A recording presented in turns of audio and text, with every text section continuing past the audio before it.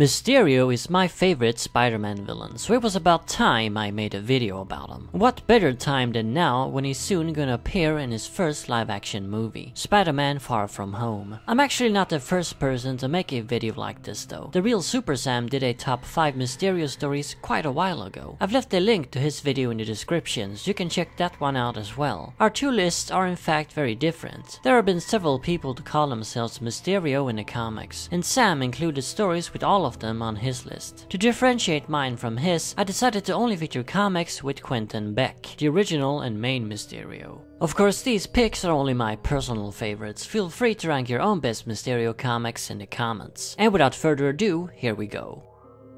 Number 5. The Return of the Burglar.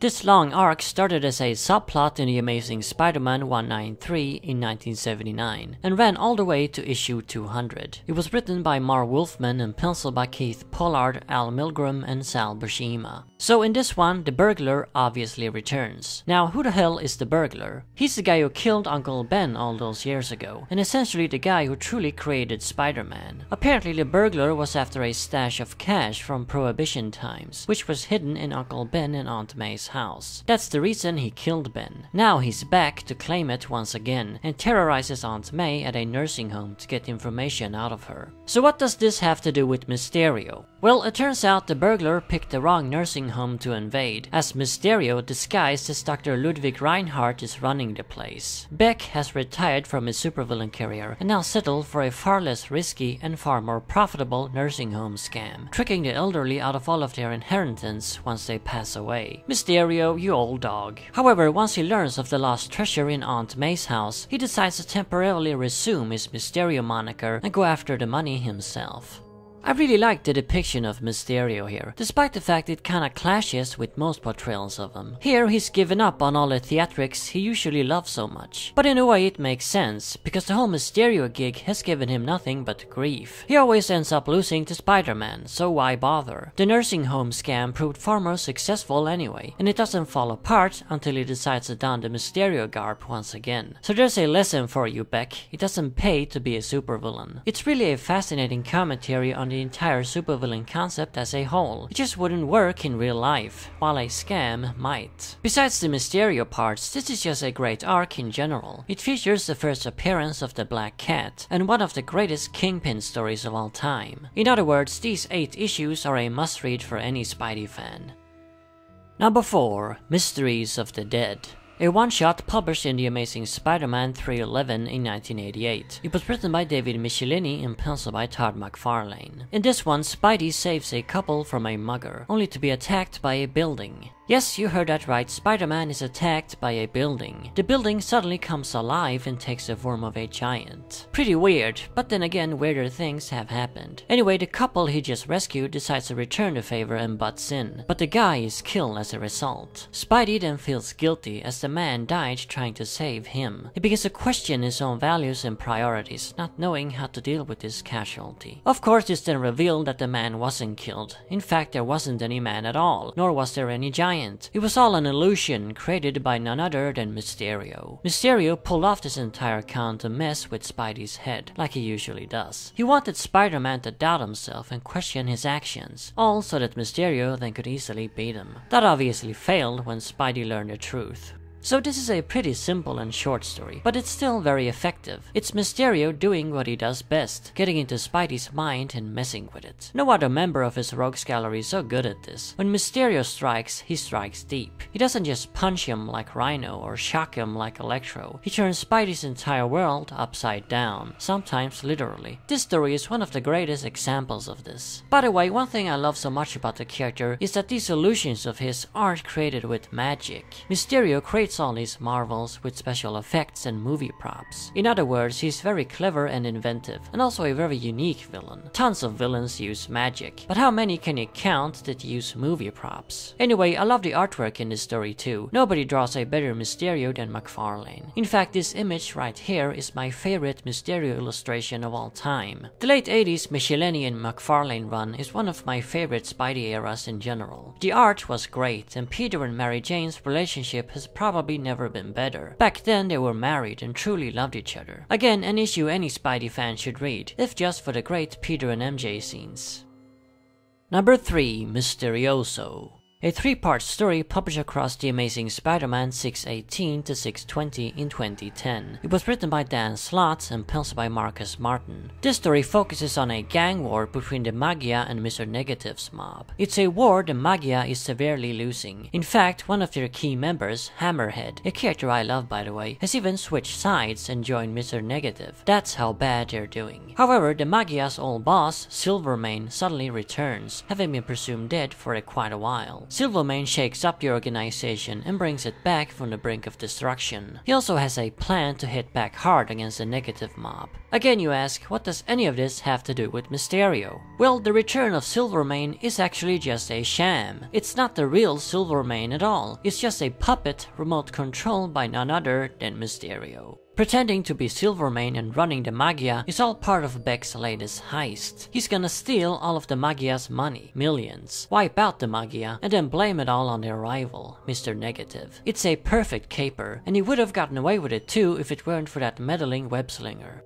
This story is a stark contrast to my number 5, as here it's revealed Beck is doing all of this for the thrill essentially. Sure, he wants all that money, but that isn't really the point. It's the satisfaction of pulling off such a perfect caper that is a true reward. So it's a Mysterio less interested in cash and more interested in the game itself. It's also a very theatrical Mysterio who considers himself a performer and truly enjoys the acting parts of pretending to be Silvermane. The man used to work in show business after all, and show business is really what he's all about. Basically, this Mysterio is written perfectly, and it's also a great mob story. And I do love my superhero mob stories. This story was also the big return of Mysterio after he died during the Daredevil arc Guardian Devil in the late 90s. He did return earlier, but didn't really do a whole lot. Mysterioso is the true comeback of Quentin Beck, and seldom is he as cool and entertaining as he is here. Number 2. Spider-Man Goes Mad. Published in The Amazing Spider-Man 24 in 1965, this one was written and penciled by the main guys themselves, Stan Lee and Steve Ditko. Yeah, it doesn't get a whole lot better than that. Anyway, so in this classic, a certain Dr. Ludwig Reinhardt goes to the office of one J. Jonah Jameson, publisher of the Daily Bugle and Spider-Man's best pal. Dr. Reinhardt, an expert psychiatrist, claims that Spider-Man is a mental case and will suffer a complete breakdown at any moment. Jameson, of course, eagerly publishes anything that the doctor has to say. Incidentally enough, Spider-Man then begins to suffer from hallucinations after reading these articles. He imagines his worst enemies attacking him, only for them to disappear into thin air. Worrying that the doctor is right, that he really is losing his mind, Spidey hurries to Reinhardt's office, seeking help from the only man who seems to understand him better than himself. And a good thing too, as Spidey is only going crazier by the minute, hallucinating all kinds of things. Of course, Dr. Ludwig Reinhardt is just an alias of Quentin Beck. And this is all just another Mysterio ploy to mess with Spidey's mind and make him doubt his own sanity. This was actually the first such ploy by Mysterio, and only the character's second appearance. An interesting thing to note is that he never once appears in his Mysterio costume here. But despite that, this is probably his greatest exploit. Never has anyone come so close to completely breaking Spider-Man's mind. This is Mysterio's MO at its finest. His tricks and illusions used to their fullest and most effective. It was very unusual at the time too to see a superhero so broken, and you could definitely say the story was groundbreaking. One of the greatest issues of the Stan Lee Steve Ditko era, and another must-read for any Spidey fan. And now for the greatest Mysterio story of them all. Number 1. As Dreams Are Made On. A 3-parter published across the first 3 issues of Web Spinner's Tales of Spider-Man in 1998. It was written by J.M. DeMatteis and penciled by Michael Sully. Web Spinners was an anthology series with standalone stories, each one by a different set of writer and artist. This particular one takes place during Spidey's earlier days, in the middle of the Stan Lee and Steve Ditko era. So it's sort of a retro story, but still written in a modern fashion. You could also say it's the lost Mysterio story of the 60s, as we obviously never got to see it back when it's supposed to take place. Anyway, so in this one, Quentin Beck has reformed and been released from prison. He tries to stay on the straight and narrow, but life just isn't making it very easy for him. Nobody in Hollywood wants to hire him any longer, and Beck leads a very lonely and drab life in general. Really, there is no other solution for him but to return to grandiose crime as Mysterio. Meanwhile, we get flashbacks to his childhood and see his early love for movies and special effects. We also get to meet his only childhood friend, neighbor Betsy Schneider, whom Beck gets back in touch with after all these years. The two naturally start a romance. In the end, Beck uses a virtual reality machine to try and create a perfect fantasy world for him and Betsy. But of course, things don't quite work out. As you may have noticed, none of these other stories really explored Mysterio himself, and very few stories do. This is one of the rare ones, and the very best one to examine the mind of the Master of Illusions. It also features the most sympathetic portrayal of the character we've ever seen. This is a Mysterio who isn't really a killer, he's just a guy who wants to live in a fantasy world. Beck can't cope with reality, thus his reliance on illusions. He also lacks confidence and suffers from a poor self-image. It's only when he's Mysterio that he feels powerful. The Mysterio identity allows him to be what he wants to be. It allows him to escape into a fantasy where he is powerful. Leave it to J.M. DeMatteis to paint such a layered and complex picture of a Spider-Man rogue. He did it to several others as well, including Electro, the Vulture, and of course most famously Kraven the Hunter. He showed up on many of these lists of mine. I don't think anyone else can quite write comic book supervillains like he does. In this story, he also displays just how similar Beck and Peter Parker really are, and that tragically the two actually could have been friends, if certain circumstances had been different. Without a doubt, the greatest Mysterio story ever told, and one of the greatest Spidey stories, period.